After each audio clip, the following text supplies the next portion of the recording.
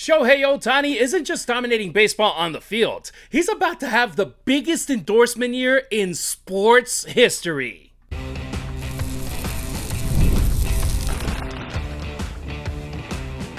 You are Locked On Dodgers, your daily Los Angeles Dodgers podcast. Part of the Locked On Podcast Network, your team every day. I'm Harry Ruiz, that's Travis Rodgers, and it's time for Locked On Dodgers. Today's episode is brought to you by MLB The Show 26. Visit MLBThe.show/LockedOn and use the code LOCKEDON to unlock a pack for use in Diamond Dynasty. Available now on PlayStation 5, Xbox, and Nintendo Switch. Rated E for everyone.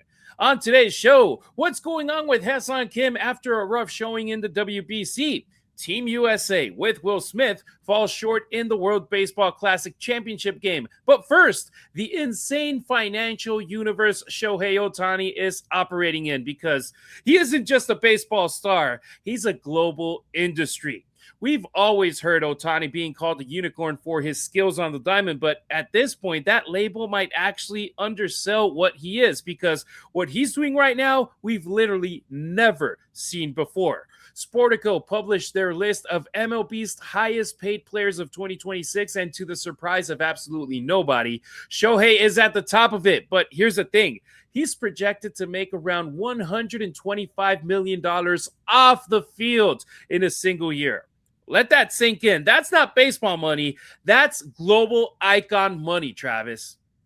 Yeah, I mean, no, like you said, it's no surprise. The reason that he was able to defer basically all of his Dodger salary was because he's got more than enough money coming in, away from baseball for all of the endorsements he made. If you go to Dodger Stadium, you see all the things that have his picture. You walk into Dodger Stadium, every single bus that is pulling in with the Dodger fans on it has Shohei Ohtani's face on the side, selling you one thing or the other. So no big surprise that Ohtani has turned on a money faucet, not just for the team, but for himself. And obviously the Dodgers have done exactly what you'd hope they would do with the money that they're able to, I don't want to say save, but at least kind of allocate elsewhere, deal with it later.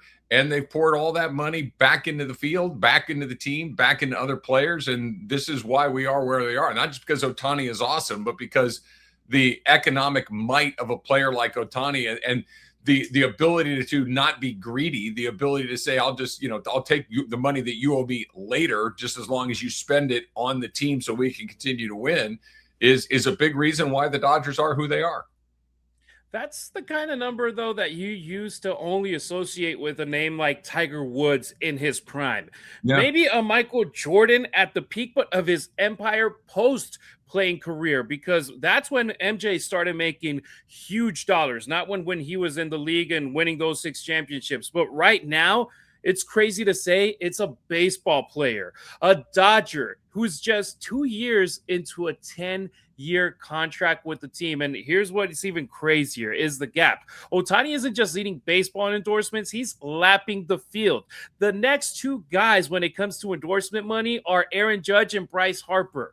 They don't even get to $10 million. It's $9 million coming off of money that they make out of the diamond. That's ridiculous, but it's simply what tells you what happens with Shohei Ohtani. It's not just the eyes in the United States, it's the eyes in Japan, it's the eyes in the world. When was the last time we had a baseball player that was this recognizable for people outside of our ecosystem of crazy baseball fans like us? I can't recall when it comes to something like this. No, neither can I. It's been a lifetime, really, since a baseball player was arguably the most famous athlete in the country. And to your point, Harry, it's not just because he's famous here. In fact, that has very little to do with it. It's mostly because he's famous elsewhere. If you put a picture of Aaron Judge in most places in the world, they'd be like, yeah, I don't know who that is. If you put a picture of Bryce Harper in most places in the world, I don't know who that is.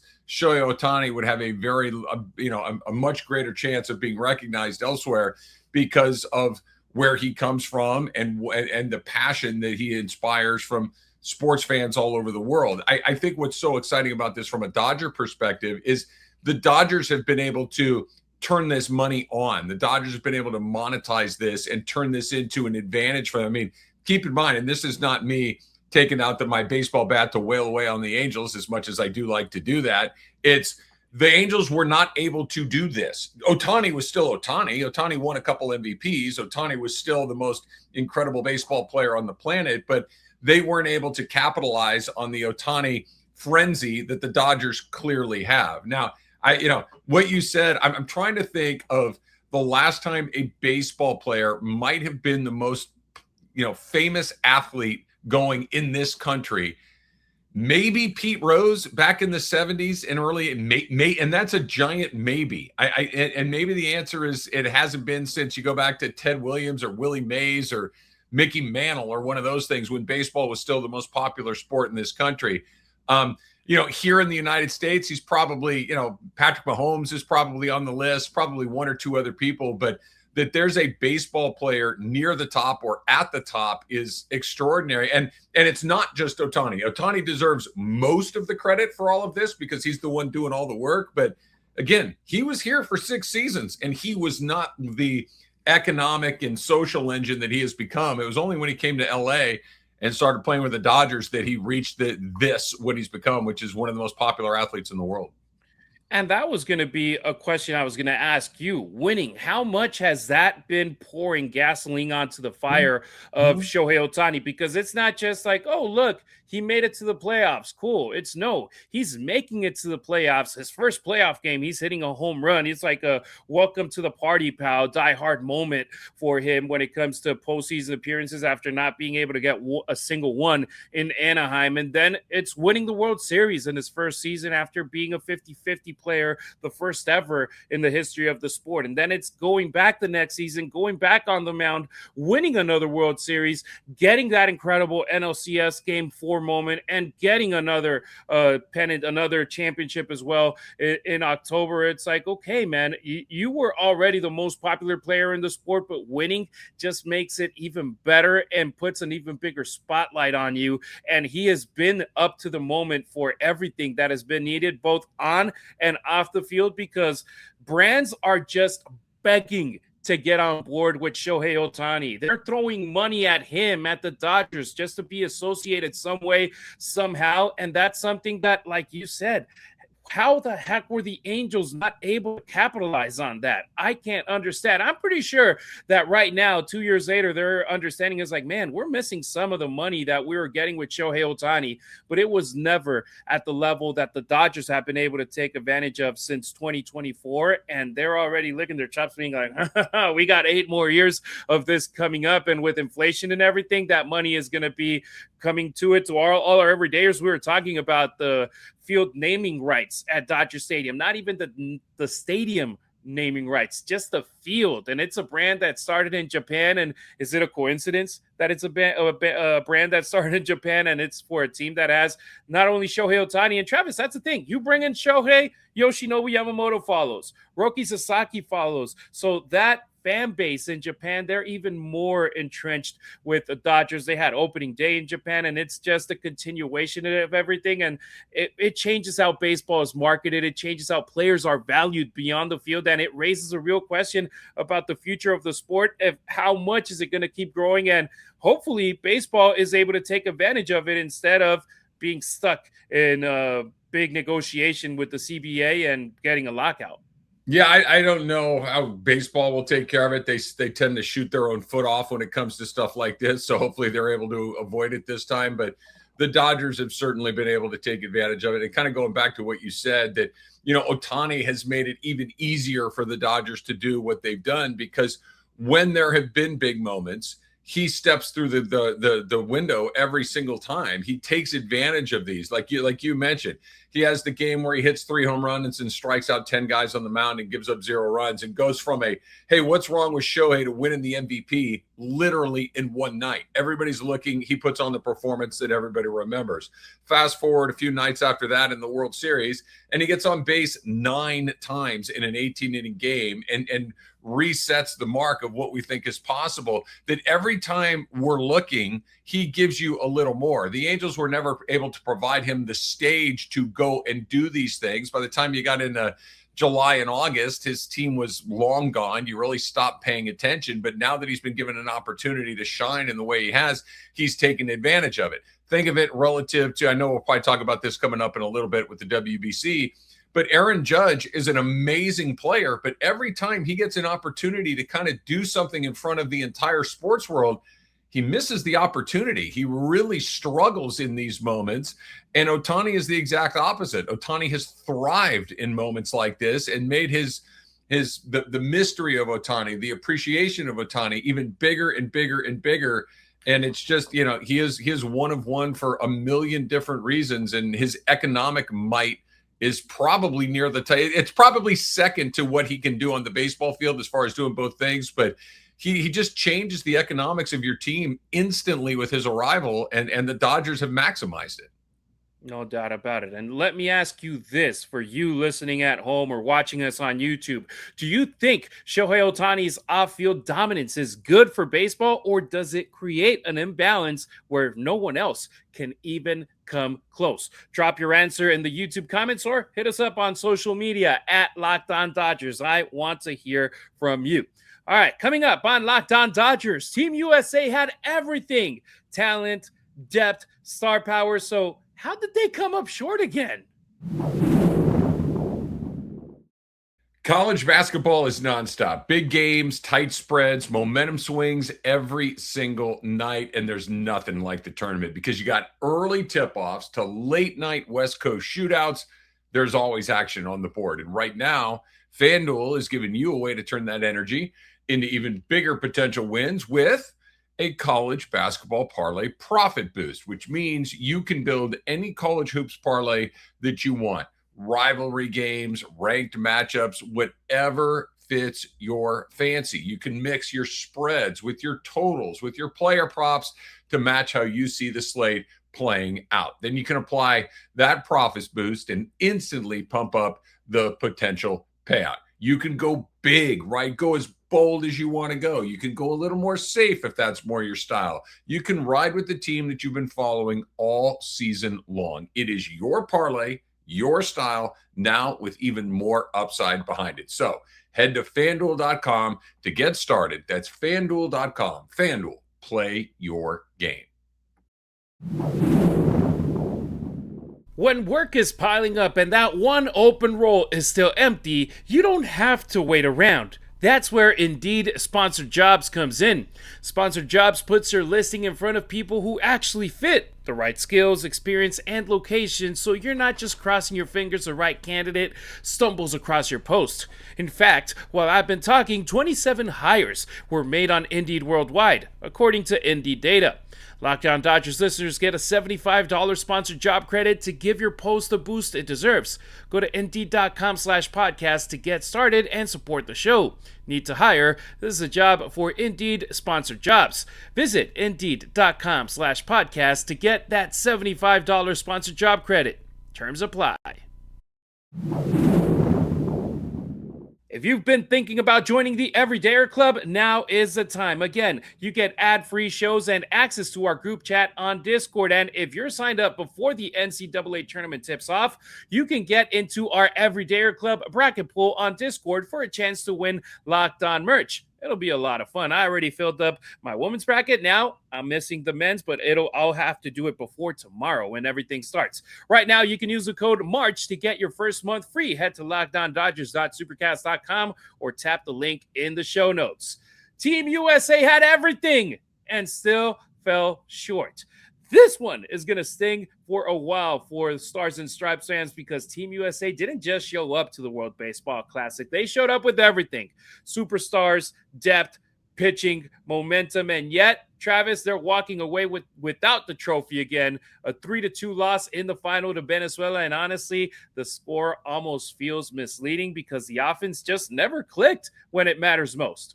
Yeah, that's what it was. And that's, I think, what is the most surprising part about this. It felt like that if there was a little bit of a weak link in the chain as far as the American team went, it would probably be on the mound once you got past the Scoobles and the Webbs and the Skeens of it all, that the next wave of guys might not have been at that level that those guys are. No one, I think, was expecting this team to have a complete offensive outage. And it wasn't just last night against the Venezuelans. It was really the entire tournament. They really didn't hit very well, which is just bananas when you think about it. When you think about a team that's got Aaron Judge and Bryce Harper and Cal Raleigh and Bobby Witt and just Alex Bregman, just right on down the line, just Byron Buxton, Pete Crow Armstrong, just this unbelievable collection of offensive players. They didn't score any runs. And look, baseball is one of the oldest adages in the sport, and it's true, is good pitching will beat good hitting. And they ran into some really good pitching along the way. But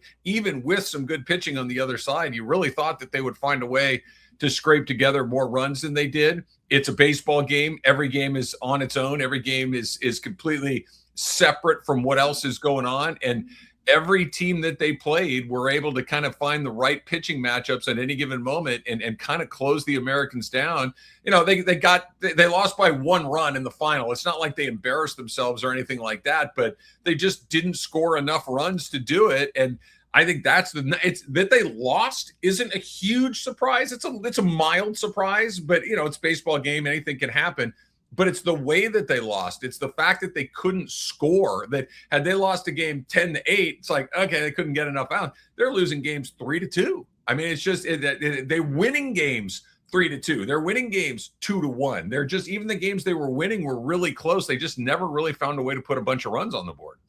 Yeah, and the offense just never clicked when it mattered most. And I hate to call him out, but when you're called the captain of a team and you're named Captain America and you go 5 for 22 in the tournament, that's tough for Aaron Judge, who, I mean, I hate putting a lot of responsibility on a guy like that, but he was the face of this. Once he committed, then you had guys like Paul Skeens committing, Logan Webb committing, Bryce Harper, and you ended up having the best pool of talent that Team USA has ever had in the history of the World Baseball Classic. And I think it just became like, hey, man, you're obligated to win this thing, because if not, then the question marks are going to start coming in from everywhere. Or like, major leaguers the big name major leaguers, do they want to participate in this in 3 years? Because what happens if you don't win it all?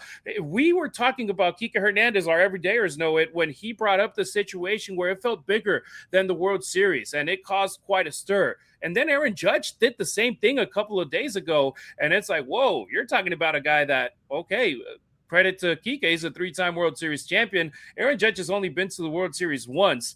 We know what happened on that one, right, Dodgers fans? We remember that pop-up that he dropped in center field, the bat disappearing. He deferred the good performances to future years when it comes to clutch moments for his team.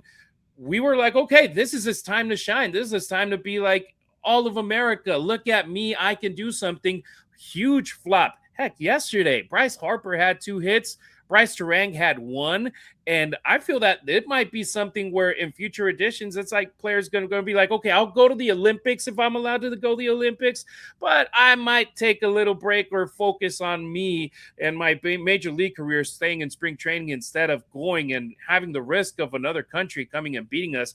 And I know, Travis, the environment was pro-Venezuelan, same way as it was pro-Mexican in Houston and pro-other countries, except when you were playing Brazil and Italy. But you're playing at home. You're playing in Miami. You're playing in Houston. You're playing at the United States of America, and you had home field advantage, and you couldn't take advantage of that. That's very rough for this team. For Mark DeRosa, will they bring an experienced manager? It has to be in the Olympics that they bring somebody with way more experience than DeRosa managing a team, and maybe in the future with the WBC as well. I think the manager thing, I agree with you. I think you got to get somebody that's got a little bit more familiarity with the players that they're dealing with, as opposed to somebody that's on TV, most of the year. I'm with you there. The other stuff I see if anything, I think this will encourage more people to play. I think you saw when they lost 3 years ago, Team USA to Japan, more guys came in because they wanted to come in and say, no, we're going to win this tournament. They had a better team in 2026 than they had in 23. The American team has actually gotten better year after year after year, win or lose. So I don't think that their inability to win this thing will keep anybody home. I think the opposite will happen. I think you'll get even more of your star players that are healthy enough to do it will do it. The Judge thing is really interesting. Like 5 for 22 is bad. Don't get me wrong. It's a bad run, but 5 for 22 in the middle of it doesn't resonate. It's just that it's in a really small window that we look at it. The problem with Judge specifically is Judge has had other small windows that have gone poorly, whether they're in the postseason, whether they're in the World Series, that Judge as an individual, had he just gone 5 for 22 and this is like, whatever, it's 22 at bats. It really doesn't represent what he is. But because it's this tournament, because of what we've seen in the playoffs, I was looking at his baseball reference page. Dude hit 330 and hit 50 home runs last year. Like, he's one of the great offensive talents ever. Like, never mind just right now, but he's an extraordinary offensive player. And yet there's that little bit of, why does he always seem to be something other than the best version of himself? So I think he's got some weight on his, very ample shoulders to figure out. But I think in 2029, when the next version of this comes back, assuming that it comes back, and I think that it probably will, I think the Americans will roll out an even better team, and so will the Dominicans, and so will the Mexicans, and so will the Koreans and the Japanese and everybody else. I think the tournament gets better year after year. And, one of the things I love about this tournament is the only team that's won it more than once is Japan. Like, the Americans have won, the Dominicans have won, the Japanese have won, now the Venezuelans have won. It's a great tournament because everybody's got a chance to win it. It's just terrific. I was disappointed that Team USA lost, but what a game to watch. It was a real thrill.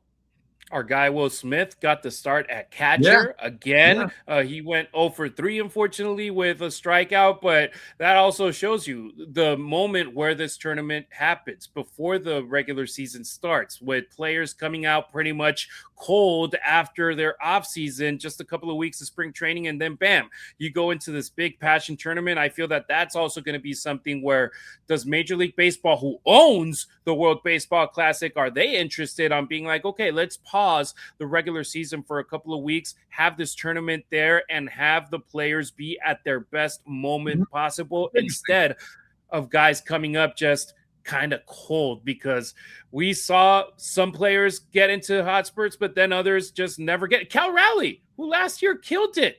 Yeah. He didn't get a single hit in the WBC. No, you're right. And again, it is a weird time in the calendar. I don't think there is a great place to put it. I don't know how anxious anybody would be to shut down the season for a couple of weeks to do this. Maybe they would. Maybe it would make. I'm certainly open to the idea of it. But everyone else had the same amount of ramp-up time as the American team did. It's not like the American team was on a totally different schedule than everyone else. Maybe a slightly different one, but everyone else seemed to find a way to get just enough hits. I don't think there were any disadvantages that everybody wasn't dealing with. I think it's a pretty fair fight. It just we came up a little short, and I think it makes it better. I really do. I think that coming back 3 years from now, Skeen's likely's there healthy, Scooble's likely there healthy. Who knows? I thought Nolan McLean did a really good job stepping up in the championship game for a guy that hasn't pitched a lot in the major leagues. He looked really good. I loved everything about it. If we get it in the middle of the season, that's cool. Like, I'm 100% fine with that. But there's just really no great place to put it. There's always going to be a reason not to put it somewhere. But I'm just glad that we have it. And more often than not, the tournament's really delivered.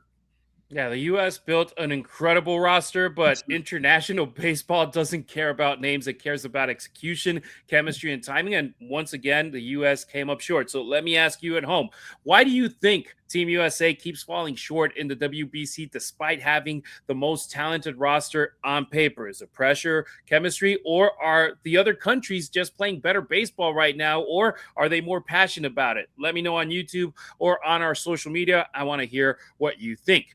Next on Locked On Dodgers, that Hasson Kim loses grip on the starting second baseman gig due to his performance in the WBC. MLB opening day is almost here, and you can feel it. Fresh starts, big expectations, and that first crack of the bat. Whether it's a breakout rookie or a division race that goes down to the wire, there's nothing like being at the ballpark for it.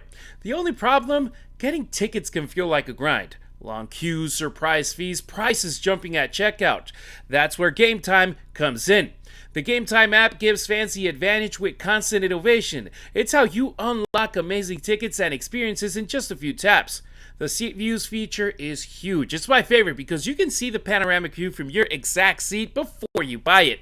It's simple to use. Plus, the GameTime guarantee means you get 100% authentic tickets delivered on time at the best price. 2 taps and it's done.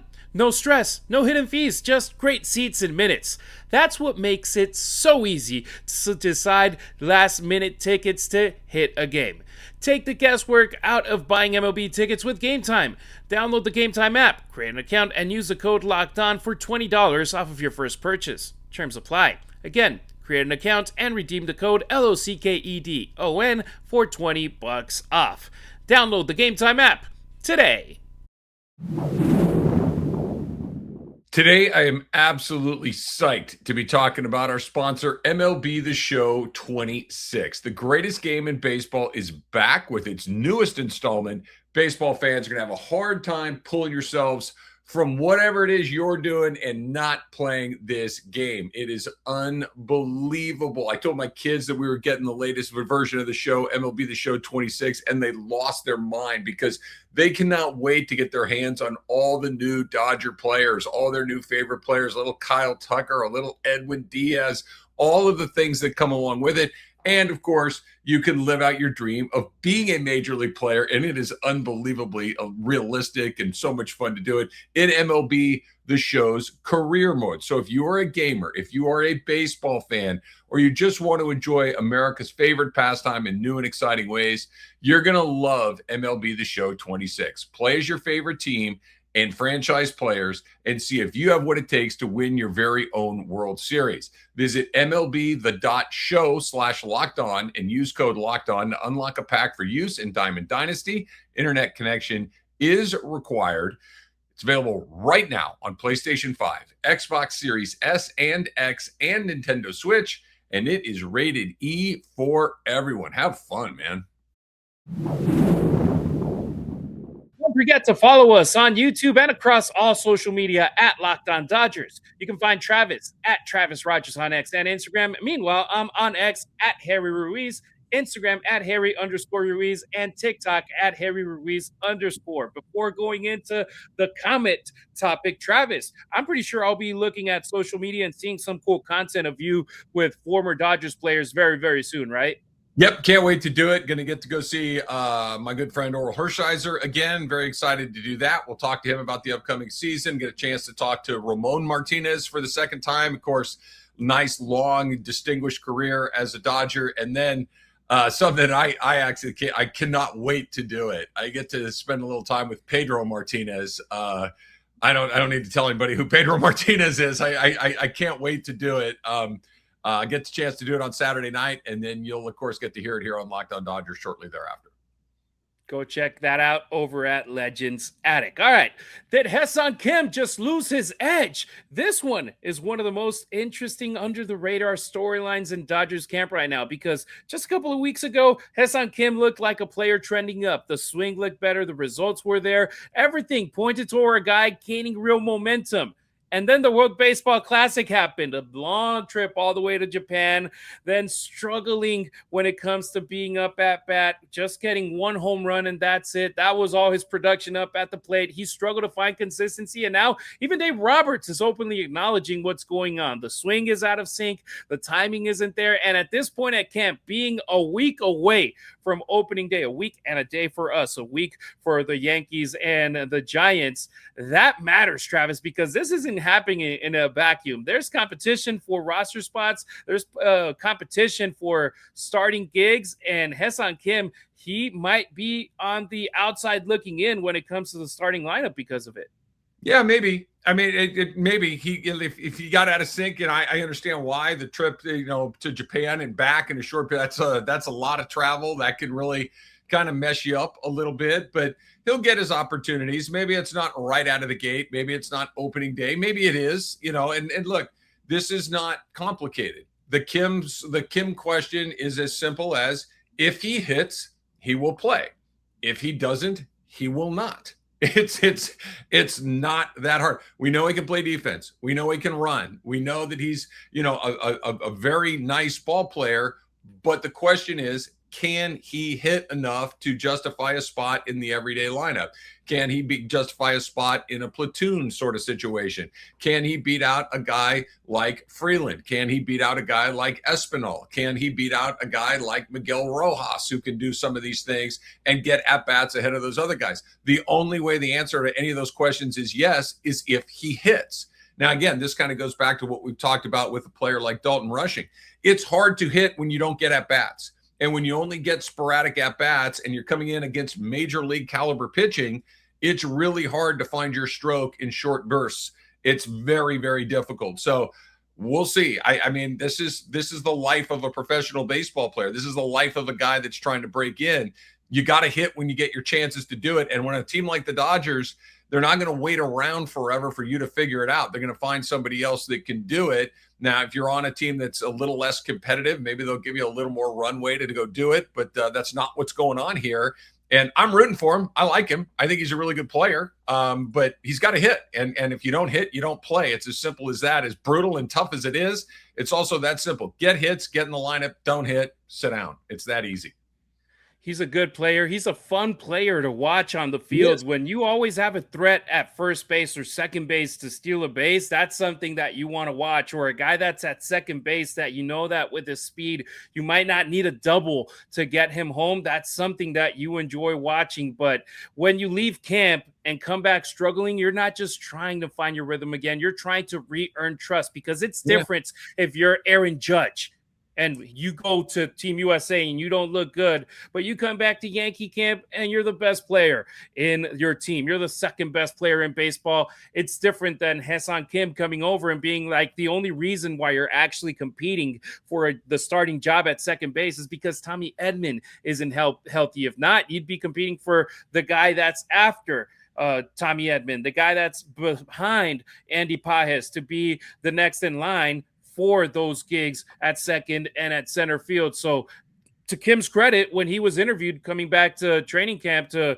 Dodgers camp over at Arizona, he said that he's working on it. He's looking at film. He's identifying the issues. He's focusing on tightening things back up. And the Dodgers, I mean, the only thing they can do is give him time. But the thing is, it's not unlimited time. It's not week one of spring training. It's already like a week away from being with the real thing, being at Dodger Stadium, ready to kick off the season. And I think this opens up more questions. Okay, who is it actually going to be starting at second base with a roster, with a lineup as stacked as the Dodgers? We still have that question mark right now. And it's the cool thing too. It's like, hey, let's see who shows up and shows out with the final games of spring training and also the Freeway Series, and earns that spot in the opening day starting lineup for the boys in blue. Yeah, the good news is the Dodgers don't have to have an everyday second baseman to go do what they want to do. They can get there with, just about, anybody that's of average major league ability. They're going to get to what they need to do regardless. The difference is if you're Hasson Kim, if you're, Freeland, if you're one of these guys, it does feel like it's the seventh game of the World Series every time you go up there to bat, because you know that your next at-bat may be a day away, it may be a week away, or it may be in Oklahoma City. You just have no idea when it's going to come, and the pressure that comes along with that is very, very real. Like to your point about Judge, or let's pick it. Max Muncy could go through the entire spring and not get a single hit. Max Muncy's going to start at third base. Max Muncy's going to hit in the middle of the lineup. And Max Muncy would be given 5 months during the regular season to figure it out, because there's proof of concept. Max Muncy hits. Max Muncy hits home runs. Max Muncy has hit major league pitching for 10 years. With Kim, with Freeland, with some of these other guys, there's no proof of concept. We don't know if they can do it. And until we are sort of like, I've used this as an example before. The reason Michael Conforto got 6 months to figure it out, Michael Conforto hit in the major leagues for 10 years. Now, he didn't hit for the Dodgers, but the idea of will he hit is a reasonable expectation, because he has hit before. When you're a young player, we don't know if you can or you can't. So if you haven't, there's that big question mark where a veteran player is always going to get a much longer runway. And those guys just aren't veteran players yet. And that now goes to tell us, okay, maybe that 2-3 week span of him going to Japan, then to Miami, now to Arizona with the WBC for Team Korea, is that a detriment to him? We saw multiple players for the Dodgers and for other teams say, yeah, we appreciate being invited to our national teams, but we're going to stay at spring training and we're going to get ready for the regular season. And that is something that other players, after seeing a case like this, or even Aaron Judge, that he got cold, he wasn't the best throughout the whole tournament, be like, okay, we'll stay home, not because of the competition or anything, just be like, hey, what's the money-making part of the year for you? It's April through October. You want to focus on that. And Tarek Skubal, he was also a great example. He went out there, had one start, and said, okay, deuces, good experience, but I'm going to go and save my arm.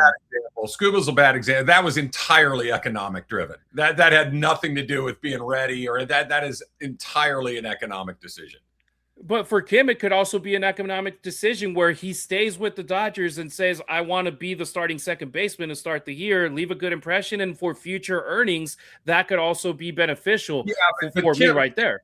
Kim's trying to make a team. Kim's trying to earn his way in there to make, like, Skubal's a made guy. Like, Kim, your point about Kim, whether he should go or not, I think is fair. I just don't think Skubal's the right, like, when you're kind of on the borderline, sure, you got to make a decision whether I go here or whether I go there. If I do poorly, does it affect me here? But Skubal could throw up and show up and pitch right-handed for the Tigers, and he'd be okay.